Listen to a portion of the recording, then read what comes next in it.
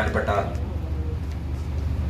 ഈ യോഗത്തിൻ്റെ അധ്യക്ഷൻ CFKയുടെ സംസ്ഥാന വർക്കിംഗ് ചെയർമാൻ ശ്രീ സക്കറിയാസൻ സേവിയെ,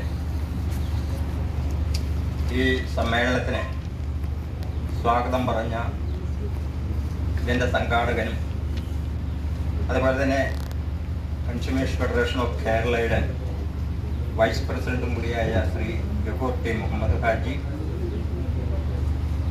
ആമുഖ പ്രഭാഷണം നടത്തിയ നമ്മുടെ സംഘടനയുടെ ജനറൽ സെക്രട്ടറി ശ്രീ സക്കറിയ പള്ളിക്കണ്ടി,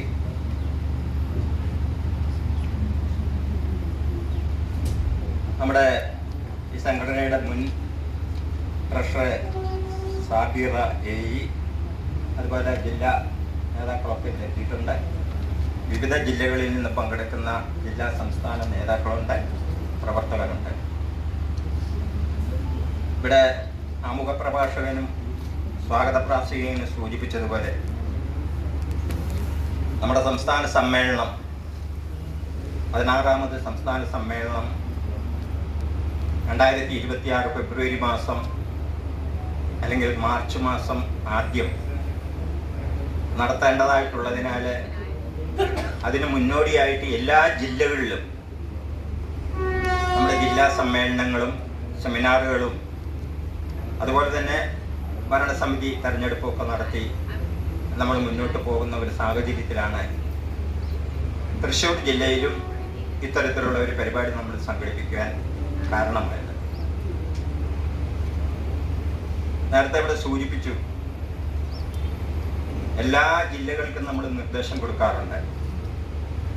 സംഘടനയുടെ പ്രവർത്തനം സുതാര്യമായിട്ട്, സംഘടനാ പ്രവർത്തനം ശക്തമായിട്ട് മുന്നോട്ട് കൊണ്ടുപോയി ഓരോ ജില്ലയിലെയും ആയിരക്കണക്കിന് പതിനായിരക്കണക്കിന് വരുന്ന ജനങ്ങളുടെ അവകാശങ്ങളെ സംരക്ഷിക്കുന്നതിന് വേണ്ട എല്ലാ മാർഗങ്ങളും നമ്മുടെ രാജ്യത്തും ദേശീയ തലത്തിലും അതുപോലെ തന്നെ അന്തർദേശീയ തലത്തിലും ഒക്കെ ഉണ്ടെങ്കിൽ പോലും ആ നിയമങ്ങളെ പലപ്പോഴും ലംഘിച്ചുകൊണ്ട് മുന്നോട്ട് പോകുന്ന ഒരു സാഹചര്യത്തിലാണ് നമ്മുടെ സംഘടന ഈ ഉത്തരവാദിത്തങ്ങൾ ഏറ്റെടുത്തുകൊണ്ട് നമ്മൾ പ്രവർത്തിച്ചു വരുന്നത്. 2010 ആലപ്പുഴ കേന്ദ്രമാക്കിക്കൊണ്ട് ഇങ്ങനെ ഒരു ഉപഭോക്തൃ അവകാശ സംരക്ഷണ സംഘടനയ്ക്ക് രൂപം കൊടുത്തപ്പോഴേ കേരളത്തിൽ നിന്ന് തന്നെ 10 ജില്ലകളിൽ നിന്നും ആലപ്പുഴയിൽ പ്രതിനിധികൾ എത്തുകയും ആ 10 ജില്ലകളിലെ പ്രതിനിധികളെ ഉൾക്കൊണ്ടുകൊണ്ട് ഒരു മാസത്തിനിപ്പുറം തന്നെ നമ്മൾ 10 ജില്ലാ കമ്മിറ്റികൾക്ക് രൂപം കൊടുക്കുകയുണ്ടായി. അതിനുശേഷം നമുക്ക് 6 മാസത്തിനകം തന്നെ കേരളത്തിലെ 14 ജില്ലകളിലും കാസർഗോഡ് മുതൽ തിരുവനന്തപുരം വരെയുള്ള എല്ലാ ജില്ലകളിലും നമുക്ക് ജില്ലാ കമ്മിറ്റികൾ രൂപീകരിക്കാൻ സാധിച്ചു എന്നുള്ളതാണ് സത്യം. എന്നാൽ പലപ്പോഴും നമുക്കറിയാം, ഏത് സംഘടനയുടെ പ്രവർത്തനത്തിനും സാമ്പത്തികം അനിവാര്യമായതിനാൽ പലപ്പോഴും ഉള്ള ആൾക്കാരായാൽ പോലും ഇത്തരത്തിലുള്ള സംഘടനകൾക്ക് ഒരു സാമ്പത്തിക ധനസഹായം നൽകി ആ സംഘടനയെ ശക്തിപ്പെടുത്തുവാൻ മടിച്ച് പിന്നോക്കം പോകുമ്പോഴാണ് തുടർച്ചയായിട്ടും സംസ്ഥാന വ്യാപകമായിട്ട് നമ്മുടെ സംഘടന ഈ ദൗത്യം ഏറ്റെടുത്ത് നമ്മൾ മുന്നോട്ട് പോകുന്നത്. നമുക്കറിയാം, നേരത്തെ സൂചിപ്പിച്ചു, എറണാകുളം ജില്ലയിലെ നല്ല രീതിയിൽ ഏറ്റവും ശക്തമായിട്ട് കേരളത്തിൽ പ്രവർത്തിക്കുന്ന ഒരു ജില്ലാ കമ്മിറ്റി നമുക്കിപ്പോൾ ഉണ്ട്. നിരവധി പ്രവർത്തനങ്ങൾക്ക് നേതൃത്വം കൊടുത്തുകൊണ്ട് വ്യാപകമായിട്ട് അവർ പ്രവർത്തിക്കുന്നതിൻ്റെ ഭാഗമായിട്ട് എറണാകുളം ജില്ലയിലെ 7 താലൂക്കുകളിൽ തന്നെ അവർ ചാർജ് എടുത്ത് 3 മാസത്തിനിപ്പുറം താലൂക്ക് കമ്മിറ്റികൾക്ക് രൂപം കൊടുത്തു എന്നുള്ളതാണ്. അത് അംഗീകരിച്ച് നമുക്ക് പറ്റുകയില്ല. കാരണം അത്രമാത്രം ആത്മാർത്ഥതയോടുകൂടി ഈ സംഘടനയുടെ ഉദ്ദേശ ലക്ഷ്യങ്ങൾ എന്താണെന്ന് മനസ്സിലാക്കിക്കൊണ്ട് പ്രവർത്തിക്കുമ്പോഴേ അവരെ വേണ്ട തരത്തിലുള്ള പ്രോത്സാഹനം കൊടുക്കേണ്ട ബാധ്യത നമ്മുടെ സംഘടനകൾക്കുണ്ട്. നമുക്കറിയാമല്ലോ, ഈ 2015, 2016 കേരളത്തിൽ സർക്കാർ ഏറ്റവും മികച്ച ഉപഭോക്തൃ സംഘടനകൾക്ക് ഒരു പ്രോത്സാഹനമായിട്ട് ഒരു സാമ്പത്തിക ധനസഹായം അനുവദിച്ചത്. ആ 2015-16 വർഷത്തെ ആദ്യത്തെ പൈസ കിട്ടുന്ന നമ്മുടെ സംഘടനയ്ക്ക്. അങ്ങനെ കേരളത്തിലെ ഏറ്റവും മികച്ച പ്രവർത്തനം മനസ്സിലാക്കിക്കൊണ്ട് ആ പ്രവർത്തനത്തിന് വേണ്ടി എല്ലാ പ്രോത്സാഹനവും സർക്കാരുകളുടെ ഭാഗത്തു നിന്നും ജനപ്രതിനിധികളുടെ ഭാഗത്തു നിന്നും നമുക്ക് ലഭ്യമാക്കിക്കൊണ്ടാണ് നമ്മുടെ ഇതിൻ്റെ സംഘടനാ പ്രവർത്തനം തുടരെ നമ്മളിങ്ങനെ നടത്തിപ്പോകുന്നത്. എന്തോ ഒരു അവകാശങ്ങളെ സംബന്ധിച്ച് സർക്കാർ നമുക്ക് നിർദ്ദേശം തരുമ്പോഴും ആ നിർദ്ദേശങ്ങളൊക്കെ എല്ലാ ജില്ലകളിലും നമ്മൾ അറിയിക്കുകയും ഒരു സംഘടന രൂപീകരിച്ചു കഴിഞ്ഞ് ആ സംഘടന ഒരു പ്രവർത്തനവും ഇല്ലാതെ മുന്നോട്ട് പോകുമ്പോഴേ ഈ സംഘടനയുടെ പ്രാധാന്യവും ഉദ്ദേശ ലക്ഷ്യങ്ങളും ഒക്കെ മനസ്സിലാക്കിക്കൊണ്ട് പ്രവർത്തിക്കേണ്ടതായിട്ടുള്ള സംഘടനാ ഭാരവാഹികളും സംഘടനാ കമ്മിറ്റികളും ഒക്കെ പലപ്പോഴും അത് മറന്ന് സംഘടനാ പ്രവർത്തനത്തിന് ദൂഷ്യം വരുന്ന രീതിയിൽ അല്ലെങ്കിൽ അതിൻ്റെ പ്രഭാവം നഷ്ടപ്പെടുത്തുന്ന രീതിയിൽ പ്രവർത്തിച്ചു വരുമ്പോഴേ നമ്മൾ പറഞ്ഞു ഓരോ വർഷവും നമ്മുടെ സംസ്ഥാന സമ്മേളനം നടക്കുന്നത് ജില്ലാ സമ്മേളനങ്ങൾ നടത്തി അവസാനം അതിൻ്റെ കീഴിൽ താലൂക്ക് പരിപാടികളൊക്കെ സംഘടിപ്പിച്ചുകൊണ്ട് അവസാനം ഫെബ്രുവരി മാർച്ച് മാസത്തിൽ നമ്മുടെ വാർഷിക പൊതുസമ്മേളനം നമ്മൾ നടത്തും. അങ്ങനെ വാർഷിക പൊതുസമ്മേളനം നടത്തിയതിന് ശേഷം പോലും സംസ്ഥാന തലത്തിൽ പല വിവിധ പരിപാടികൾ നമ്മൾ സംഘടിപ്പിക്കാറുണ്ട്. നമുക്കറിയാം വാർഷിക സമ്മേളനത്തിന് ശേഷം നമ്മൾ പൊതുസമ്മേളനം നടത്താറുണ്ട്, അവാർഡ് ദാനം നടത്താറുണ്ട്. ജില്ലാ തലങ്ങളിലാണെങ്കിലും ജനങ്ങളുടെ ശ്രദ്ധ പിടിച്ചു പറ്റുന്നതിന് ജനങ്ങളുടെ അവകാശങ്ങൾക്ക് നമുക്കറിയാം 1986 നിയമം, ആ നിയമം വളരെ കർക്കശമായിട്ടുള്ള നിയമമാണ്. കാരണം ഉപഭോക്തൃ അവകാശ സംരക്ഷണം എന്ന് പറഞ്ഞാൽ ഒരാളിനും അല്ലെ ഒരു ഭരണകർത്താക്കൾക്കോ അതിനെ മാറ്റിവെച്ചുകൊണ്ട് ഒരു പ്രവർത്തനവും നടത്താൻ പാടില്ല. ചൂഷണരഹിതമായിട്ടുള്ള ഒരു സമൂഹത്തെ വാർത്തെടുക്കുക എന്നുള്ള ലക്ഷ്യത്തോടു കൂടി 1986 ഈ ഒരു നിയമം നമ്മുടെ രാജ്യത്ത് വന്നപ്പോഴേ സാധാരണപ്പെട്ടവർക്കൊക്കെ വളരെ പ്രതീക്ഷയായിരുന്നു. കാരണം ഈ നിയമത്തെ അട്ടിമറിക്കാനോ ചോദ്യം ചെയ്യുവാനോ യാതൊരു തരത്തിലുള്ള ഉത്തരവാദിത്വം ഒരു സർക്കാരുകൾക്കോ ഭരണസമിതികൾക്കോ ഇല്ല എന്നുള്ളതാണ്.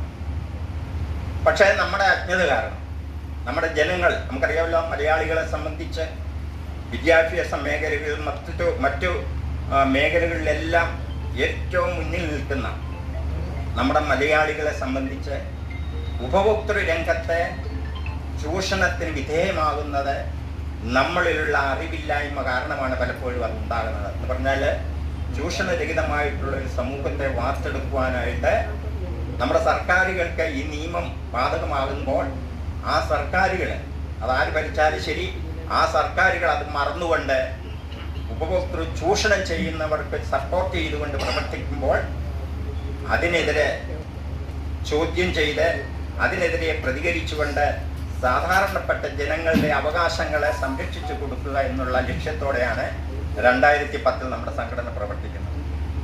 86 ശേഷം നമുക്കറിയാം ഒത്തിരി മാറ്റങ്ങളൊക്കെ വന്നിട്ടുണ്ട്. ഒത്തിരി നിയമങ്ങൾ ഉപഭോക്താക്കൾക്ക് അവകാശപ്പെട്ടതുണ്ടെങ്കിലും അതൊക്കെ ബാധിക്കാതെ വന്നപ്പം 93, 98, 2005 ഒക്കെ പലപ്പോഴും അമെൻമെൻറ്റ് നമ്മുടെ ഈ നിയമത്തെ സംബന്ധിച്ചൊക്കെ പ്രാബല്യത്തിൽ വരികയൊക്കെ ഉണ്ടായി. അതിൻ്റെയൊക്കെ അടിസ്ഥാനത്തിൽ ഇത് പോരാ, ഈ നിയമം കർക്കശമായിട്ടുള്ള നിയമമാണെങ്കിൽ അത് പ്രാബല്യത്തിൽ വരുത്താൻ മടിക്കുന്നു. അതുകൊണ്ട് 2019 ഒരു പുതിയൊരു നിയമം നമുക്ക് വന്നിട്ടുണ്ട്. ദേശീയ തലത്തിൽ 2019 വന്ന ഉപഭോക്തൃ അവകാശ സംരക്ഷണ നിയമത്തെ സംബന്ധിച്ച് നമ്മളൊക്കെ അറിഞ്ഞിരിക്കേണ്ടത് ഏറ്റവും മഹത്തരമായിട്ട് ജനങ്ങൾക്ക് ഏറ്റവും പ്രയോജനകരമായിട്ടുള്ള നിയമങ്ങളാണ്. നമുക്കറിയാം, പണം കൊടുത്ത് നമ്മൾ സാധനങ്ങൾ മേടിക്കുന്നു, അല്ലെങ്കിൽ പണം കൊടുക്കാമെന്ന് പറഞ്ഞുള്ള സാധനങ്ങൾ മേടിക്കുന്നു, അല്ലെങ്കിൽ തത്തുല്യമായിട്ടുള്ള ഏതെങ്കിലും തരത്തിലുള്ള സേവനങ്ങൾ നടത്തിക്കൊണ്ട് നമ്മൾ സാധനങ്ങൾ മേടിച്ച് നമ്മൾ ഉപയോഗിക്കുമ്പോൾ ആ ഉപയോഗിക്കുന്ന ആൾക്കാരെയൊക്കെയാണ് നമ്മൾ ഉപഭോക്താവ് എന്ന് പറയുന്നത്. അപ്പം അങ്ങനെ പലചരക്കുകടകളിൽ നിന്നും പലവ്യഞ്ജനങ്ങൾ നമ്മൾ സാധനങ്ങൾ മേടിക്കുന്നു. അതുപോലെ തന്നെ ബേക്കറികളിൽ നിന്നും മറ്റ് ബേക്കറി സാധനങ്ങളൊക്കെ മേടിക്കുന്നു. അതുപോലെ തന്നെ ഫ്രിഡ്ജ്, അതുപോലെ തന്നെ മിക്സി, മറ്റേ TV, ഇങ്ങനെയുള്ള ഗൃഹോപകരണ സാധനങ്ങളൊക്കെ മേടിക്കുമ്പോഴേ പലപ്പോഴും പല ഓഫറുകളൊക്കെ നമുക്ക് ചെയ്യാറുണ്ട്. അല്ലെ, നമുക്കറിയാം ഉത്സവ കാലഘട്ടങ്ങളിലൊക്കെ പലപ്പോഴും ഓഫറുകൾ ചെയ്യുന്നുണ്ട്. എന്താണ് ഓഫറുകൾ? ഒരു സാധനം എടുത്താൽ ഒന്ന് ഫ്രീ ആയിട്ടൊക്കെ കൊടുക്കുന്നു. പക്ഷെ അത് ഏറ്റവും വലിയൊരു തട്ടിപ്പും ഉപഭോക്തൃ അവകാശ സംരക്ഷണ നിയമത്തെ ലംഘിക്കത്തക്കവണ്ണ ഒരു നടപടിയാണ്.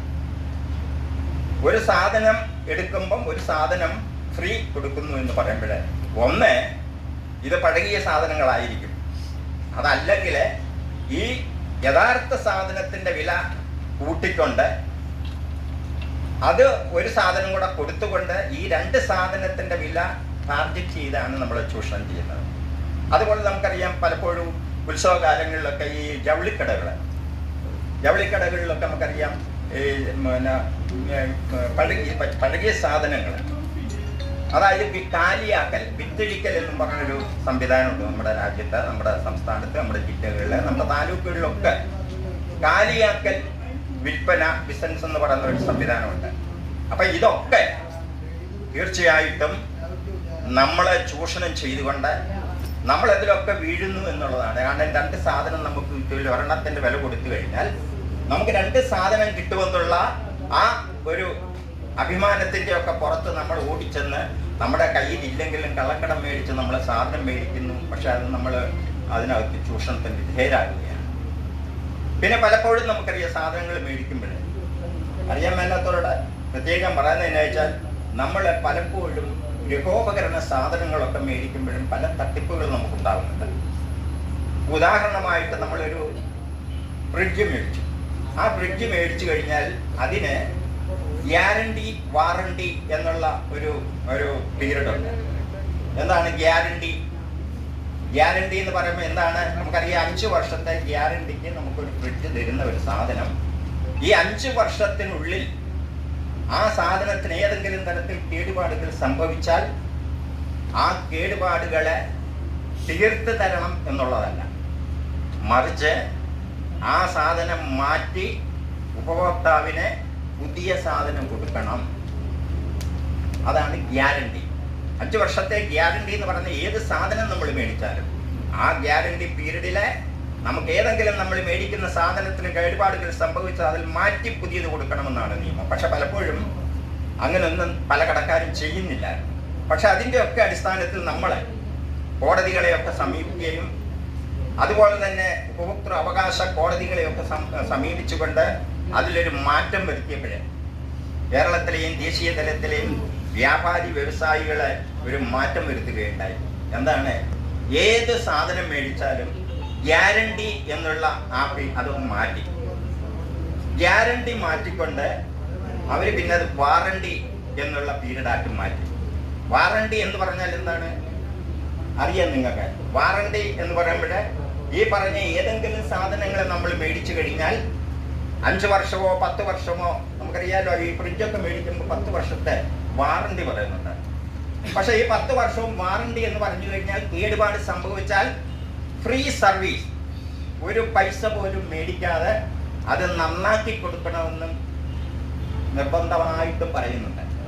പക്ഷേ പലപ്പോഴും നമ്മുടെ അറിവില്ലായ്മ കൊണ്ട് നമ്മൾ ഈ സാധനങ്ങളൊക്കെ മേടിച്ച് കഴിയുമ്പോഴേ 3 മാസമോ 6 മാസമോ കഴിയുമ്പോൾ ഈ സാധനങ്ങൾക്ക് കേടുപാട് സംഭവിക്കുമ്പോഴേ നമ്മൾ എന്ത് ചെയ്യും? കടക്കാരോട് പറയുന്നു, അല്ലെങ്കിൽ കമ്പനിക്കാരോട് പറയുന്നു. അവരുടനെ തന്നെ പറയും, ശരി ഉടനെ ആളിനെ ഉണ്ടാവുമെന്ന് പറയുന്നു.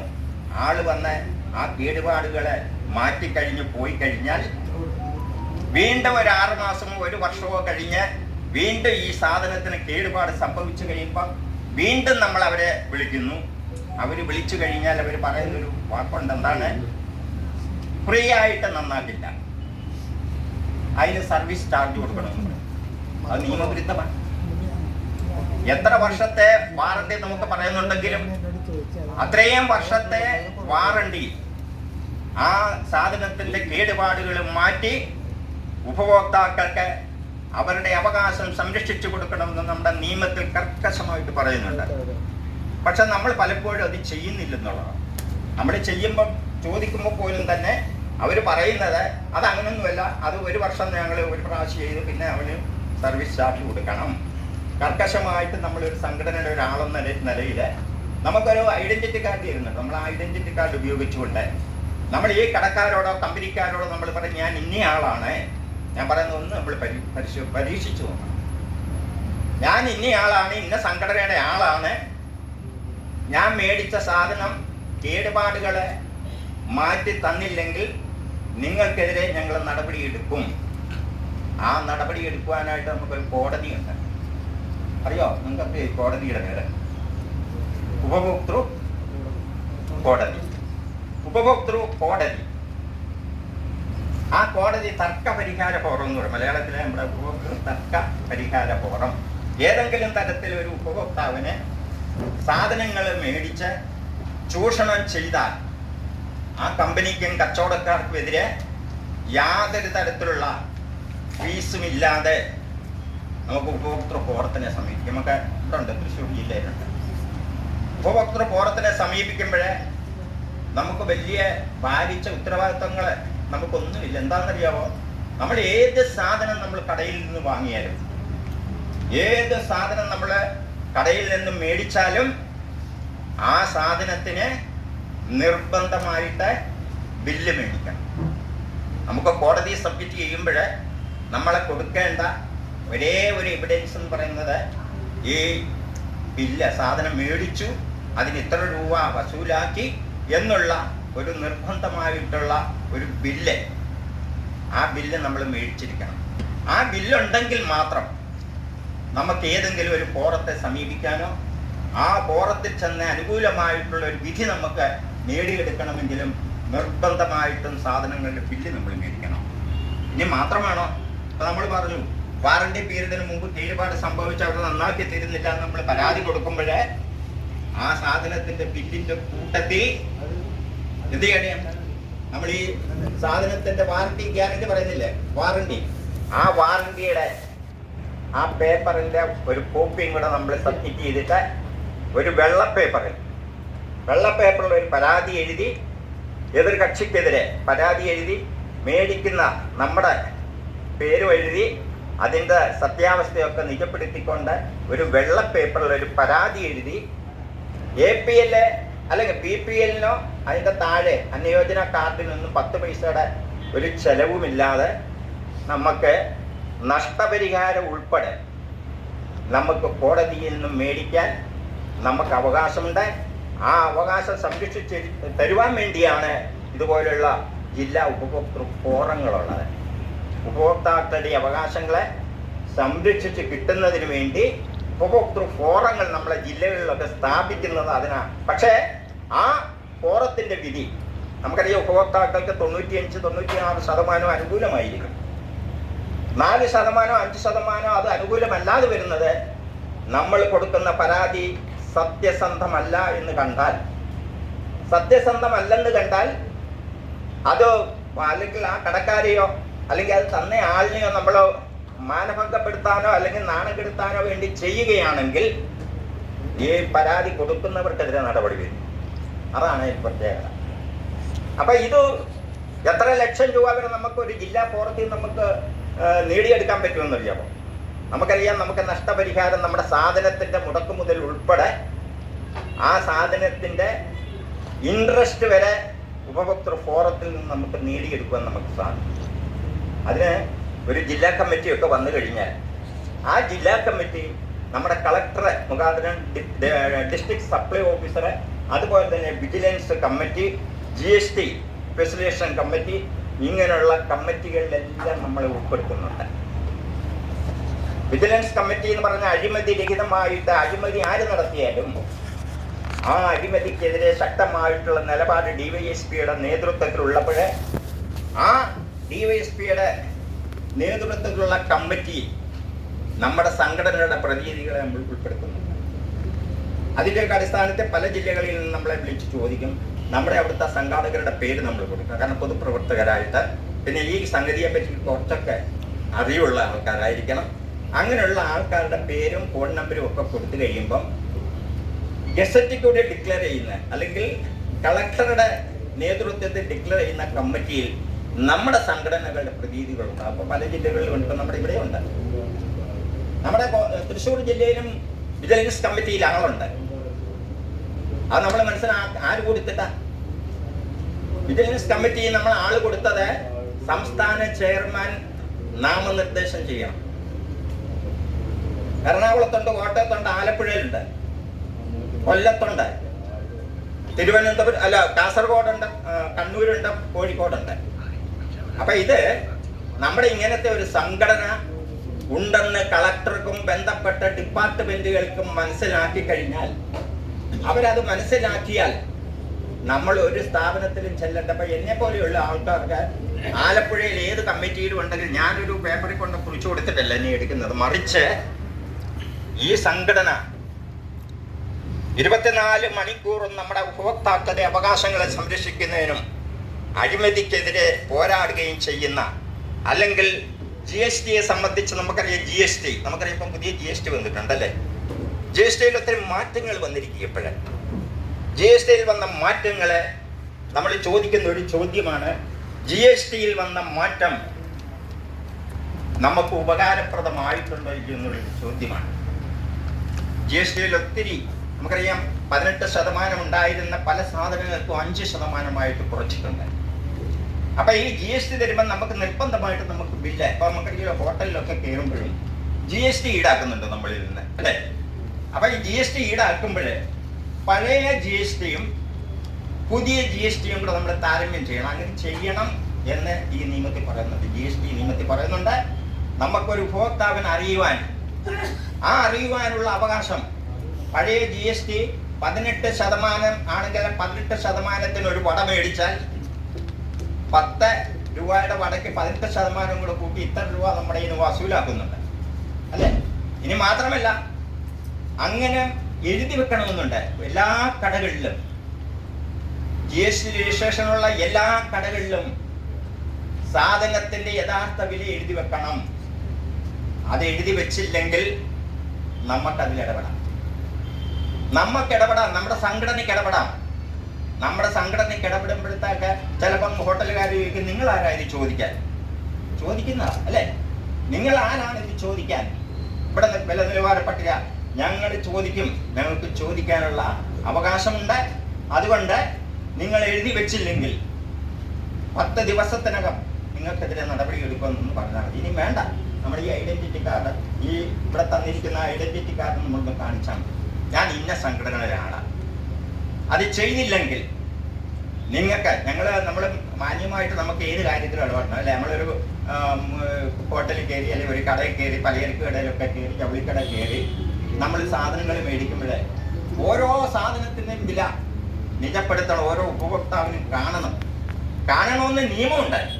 കാരണം ഓരോ ദിവസവും കഷ്ടപ്പെട്ടുണ്ടാക്കുന്നവന്റെ പണം കൊടുത്ത് നമ്മൾ സാധനം മേടിക്കുമ്പോഴേ, വീട്ടു സാധനങ്ങൾ മേടിക്കുമ്പോൾ നമുക്ക് 1 കിലോ അരി, 1 കിലോ പഞ്ചസാര, അല്ലെ 1/2 കിലോ പയറ്, ഇതൊക്കെ മേടിക്കണമെങ്കിൽ 1000 രൂപയും കൊണ്ട് എന്ന് 1/2 കിലോ വെളിച്ചെണ്ണ, ഇതൊക്കെ നമ്മൾ മേടിക്കുന്നുണ്ടെങ്കിൽ യഥാർത്ഥ വില നോക്കിയാണ് നമ്മൾ ഇത്ര സാധനങ്ങളെ കുറിച്ച് ഈ 1000 താഴെ നിൽക്കുന്ന വിലയിൽ നമ്മൾ സാധനങ്ങൾ മേടിക്കുന്നത്. പക്ഷേ പലപ്പോഴും ഇപ്പൊ പല കടകളിലുണ്ട്, അതൊക്കെ നമ്മുടെ ഇടപെടലുകൊണ്ട് പല കടകളിലും ഇപ്പൊ ഈ വില നിലവാര പട്ടിക പ്രദർശിച്ചിട്ടുണ്ട്. പക്ഷെ ചില കടകളിലേക്ക് ഇപ്പോഴും നമ്മള് കടക്കാർക്കെതിരല്ല. നമുക്കറിയാലോ, ഉപഭോക്താവ് എന്ന് പറയാൻ ഞാൻ പറഞ്ഞു. പക്ഷേ കച്ചവടക്കാർ ഉപഭോക്താവാണോ നിങ്ങൾക്കറിയോ? വ്യാപാരി വ്യവസായികളെ അല്ലെങ്കിൽ കച്ചവടക്കാരെ ഉപഭോക്തൃ നിയമത്തിൽ ഉൾപ്പെടുത്തിയിട്ടുണ്ടോ? അറിയാം. ഉപഭോക്തൃ നിയമത്തിന്റെ പരിധിയിൽ കച്ചവടക്കാരെ ഉൾപ്പെടുത്തി. ഞാൻ പറഞ്ഞതെന്ന് വെച്ചാല്, ഈ കച്ചവടക്കാരെ എന്തിനാണ് നിയമം വന്നിരിക്കുന്നത്? കച്ചവടക്കാര് ലാഭത്തിന് വേണ്ടിയാണ് സാധനങ്ങൾ മേടിച്ച് വിൽപ്പന നടത്തുന്നത്. ലാഭം, അല്ലെ? അപ്പൊ ആ ലാഭത്തിന് വേണ്ടി സാധനങ്ങൾ മേടിച്ച് കച്ചവടം നടത്തുമ്പോഴേ ആ സാധനത്തിന്റെ ഇപ്പം നമ്മൾ പറയും GST അല്ലെങ്കിൽ ഇത്ര ശതമാനം മാത്രമേ അതിന് വില കൂട്ടാൻ പറ്റുള്ളൂ. അതിനൊക്കെ കൃത്യമായിട്ടൊരു വിലയുണ്ട്. അതനുസരിച്ച് തോന്നിയതുപോലെ വില ഈടാക്കി കഴിഞ്ഞാൽ അവർക്കെതിരെ നമുക്ക് നടപടിയെടുക്കാം. തോന്നിയതുപോലെ അളവ് തൂക്കത്തിൽ കൃത്രിമം, നമുക്കറിയാമല്ലോ ഉപഭോക്തൃ സംരക്ഷണ നിയമത്തിൽ ഏറ്റവും പ്രധാനമാണ് ഗുണനിലവാരമുള്ള സാധനങ്ങൾ ഉപഭോക്താക്കൾക്ക് കൊടുക്കണം.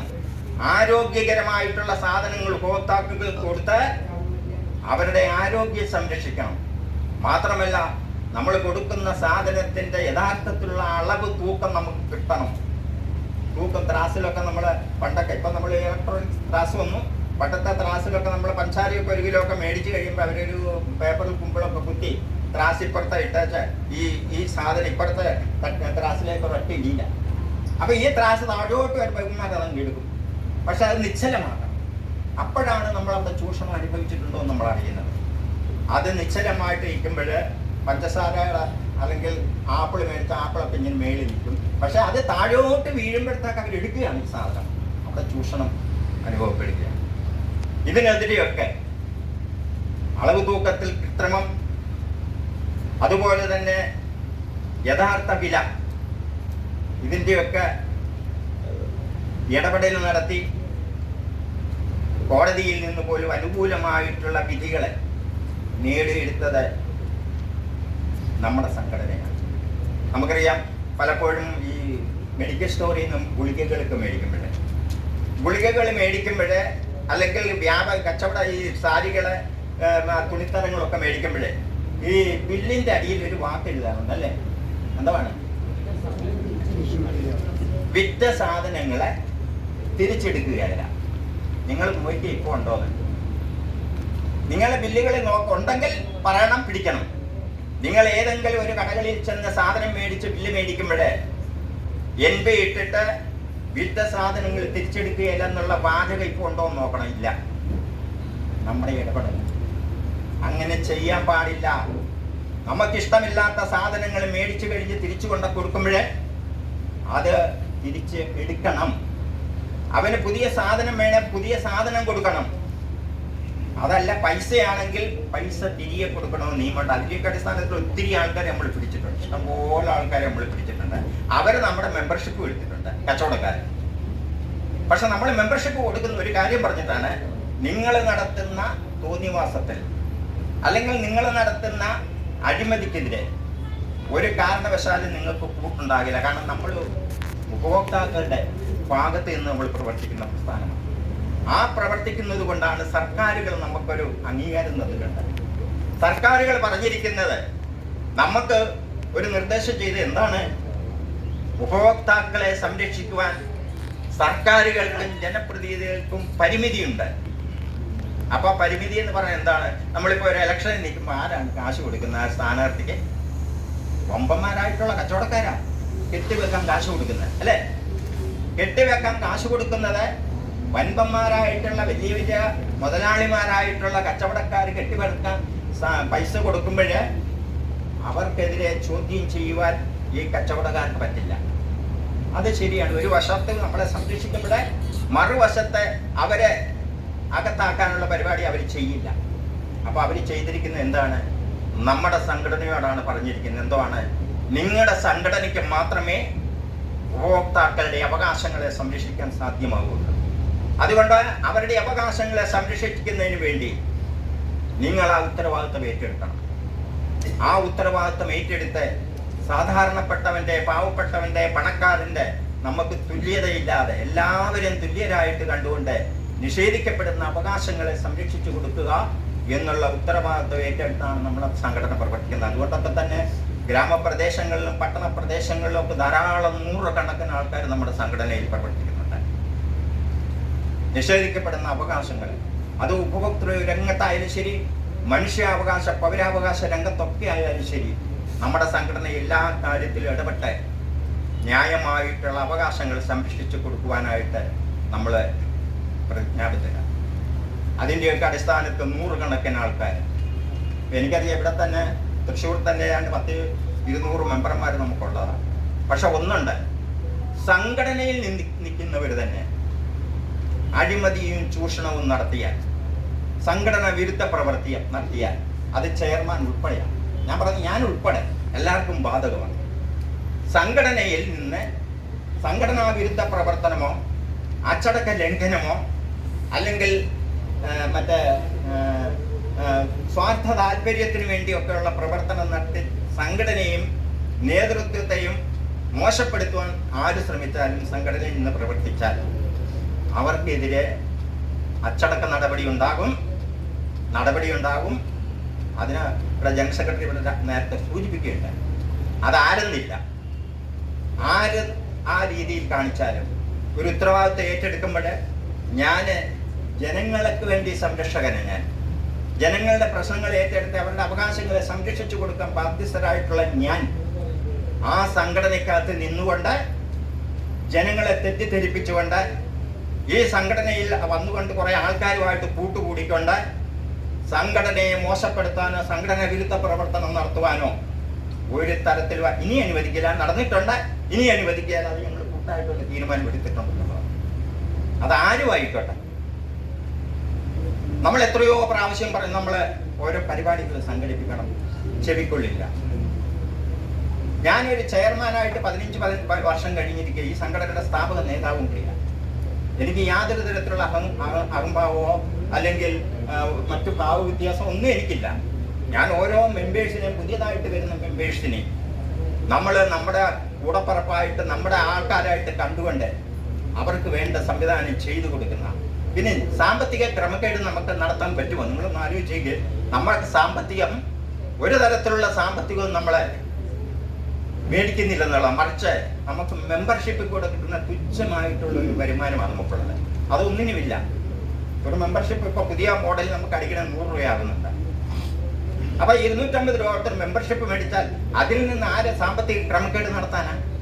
മറിച്ച് സാമ്പത്തിക ക്രമക്കേട് നടത്തുന്ന നമ്മളറിയാതെ, സംസ്ഥാന കമ്മിറ്റി അറിയാതെ വ്യാപകമായിട്ട് പണപ്പിരിവ് നടത്തുക, അത് സംഘടനയെ അറിയിക്കാതിരിക്കുക.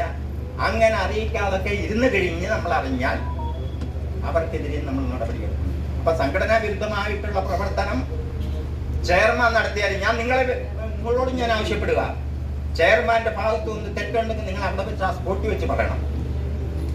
അതല്ലാതെ ചില ആൾക്കാരുമായിട്ട് കൂട്ടുകൂടിക്കൊണ്ട് സംഘടനയെ അതിന്റെ ശക്തി ഇല്ലാതാക്കിക്കൊണ്ട് പ്രവർത്തിക്കുവാൻ ആര് ശ്രമിച്ചാലും ശരി, അതിനെ നോക്കുകുത്തിയായിട്ട് ഇല്ല എന്നുള്ള കാര്യം കൂടെ ഞാൻ ഇവിടെ പറയുകയാണ്. ഇപ്പൊ നമുക്കറിയാം, തൃശ്ശൂർ ജില്ലയിൽ തന്നെ നമുക്ക് വിജിലൻസ് കമ്മിറ്റിയുടെ മെമ്പറുണ്ട്. നമുക്ക് ഒരവകാശവാദവും ഇല്ലാതെ ഒരു പ്രവർത്തിക്കാൻ താല്പര്യമുള്ള ഒരാൾ വന്നു കഴിയുമ്പോൾ അതൊരു സന്നദ്ധ സംഘടനയാണ്.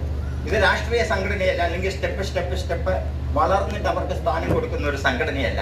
മറിച്ച് ഈ പ്രസ്ഥാനത്തെ മനസ്സിലാക്കിക്കൊണ്ട് എനിക്ക് ഇതിൽ പ്രവർത്തിക്കാൻ താല്പര്യമുണ്ടെന്ന് കണ്ട് ഒരു വ്യക്തി വന്നാൽ ആ വ്യക്തിയെ തീർച്ചയായിട്ടും നമ്മളെ പ്രോത്സാഹിപ്പിച്ച്, അദ്ദേഹം പറയുവാണ് എനിക്ക് ജില്ലാ പ്രസിഡന്റ് പോസ്റ്റ് സ്ഥാനം തരുമോ എന്ന് ചോദിച്ചാൽ നമ്മൾ ആലോചിച്ചിട്ട് ആ ആളിന് നമ്മൾ കൊടുക്കാറുണ്ട്. പക്ഷെ കൊടുത്തു കഴിഞ്ഞാൽ, അതാണ് നമ്മൾ താരതമ്യം ചെയ്യേണ്ടത്, കൊടുത്തു കഴിയുമ്പോഴേ സംഘടനാ പ്രവർത്തനമല്ല അവരുടെ ഉദ്ദേശ ലക്ഷ്യങ്ങൾ. അവർക്ക് 10 പേരെ കൂട്ടുകിട്ടുമെങ്കിൽ ആ കൂട്ടുകൂടിക്കൊണ്ട് പിന്നെ അവര് സംഘടനാ വിരുദ്ധമായിട്ട് ചേരിതിരിഞ്ഞുള്ള പ്രവർത്തനത്തിന് കൂട്ടു നിൽക്കുക മാത്രമാണോ? നമ്മൾ നടപടി എടുത്തു കഴിഞ്ഞാൽ ആ സംഘടനയിൽ നിന്ന് മാറുന്നവരെ മറ്റു ചില സംഘടനക്കാർ മാടി വിളിക്കുക എടുക്കാൻ. അങ്ങനെ എടുത്ത് സംഘടനയെ നിഷ്ക്രിയമായിട്ട് മുന്നോട്ട് പോകാൻ ശ്രമിക്കാൻ ഒരു കാരണവശാലും അത് അംഗീകരിച്ചു തരികയില്ല. അപ്പൊ ഞാനിവിടെ പറഞ്ഞത് അതിൻ്റെ അനുഭവം എനിക്കറിയാം. ഞാൻ ഇന്നലെ ആലപ്പുഴ ഒരു പരിപാടി ഉണ്ടായിരുന്നപ്പോൾ നമ്മുടെ ഇവിടുന്ന് ഒരു പരിചയമില്ലാത്ത ആൾക്കാരാണ്. ആലോചിച്ച് വെക്കണം, ഒരു പരിചയമില്ലാത്ത ആൾക്കാര് എൻ്റെ കെയർ ഓഫ് ഒന്ന് പരിചയപ്പെട്ടിട്ടുള്ള ആൾക്കാരുടെ നമ്പരും ഒക്കെ മേടിച്ചിട്ട് അവരെന്തെങ്കിലും ഒരു പരിപാടി നടത്തിയാൽ ആ പരിപാടിയിൽ വിളിക്കുക, അല്ലെങ്കിൽ പൈസ കൊടുത്തിട്ട് അവാർഡ് മേടിക്കുക, അവരുമായിട്ട് യോജിക്കുക, നമ്മുടെ സംഘടനയെ പറ്റി കുറ്റം പറയുക. ഇതൊക്കെ നമുക്ക് വെച്ച് പൊറപ്പിക്കാൻ നമുക്ക് സാധ്യമാവും. ഒന്ന് ആലോചിച്ച് ഈ സംഘടനയിൽ പ്രവർത്തിക്കുകയല്ല, പിന്നെ വേറെ സ്വാർത്ഥ ലാഭത്തിന് വേണ്ടി ചില നേട്ടങ്ങൾക്ക് വേണ്ടി സംഘടന വിരുദ്ധ പ്രവർത്തനം ചെയ്താൽ, അതല്ലെങ്കിൽ ഞാൻ നിങ്ങളെ അങ്ങോട്ട് ഭീഷണിപ്പെടുത്തും, നിങ്ങളെ ഇല്ലായ്മയാക്കുന്ന ശ്രമിക്കുന്നത് പണ്ടായിരുന്നു, ഇപ്പം നടക്കില്ല.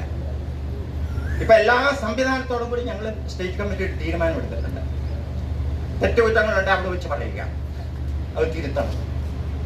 അപ്പൊ അങ്ങനെയുള്ള ആൾക്കാർക്ക് പോലും ജില്ലാ കളക്ടറേറ്റിൽ നിന്ന് എന്നെ വിളിച്ച സാറേ ഒരു വിജിലൻസ് കമ്മിറ്റിയിലേക്ക് ആൾ വേണമെന്ന് പറഞ്ഞപ്പം നമ്മുടെ അന്നത്തെ ജില്ലാ പ്രസിഡന്റിന് ഞാൻ ആ പോസ്റ്റർ രേഖാമൂലം എഴുതി ലെറ്റർ പാഡിലെ സീലൊക്കെ അടിച്ചു കൊടുത്ത് അത് പാസ്സാക്കി. അല്ലാതെ എൻ്റെ കഴിവുകൊണ്ടെടുത്തല്ല. ഈ സംഘടനയ്ക്ക് ആരായാലും ഒരു ചെയർമാനോ ജനറൽ സെക്രട്ടറി ഉണ്ടെങ്കിൽ അവരെഴുതി കൊടുത്ത ലെറ്റർ പാഡിൽ സീലൊക്കെ അടിച്ചു കൊടുത്ത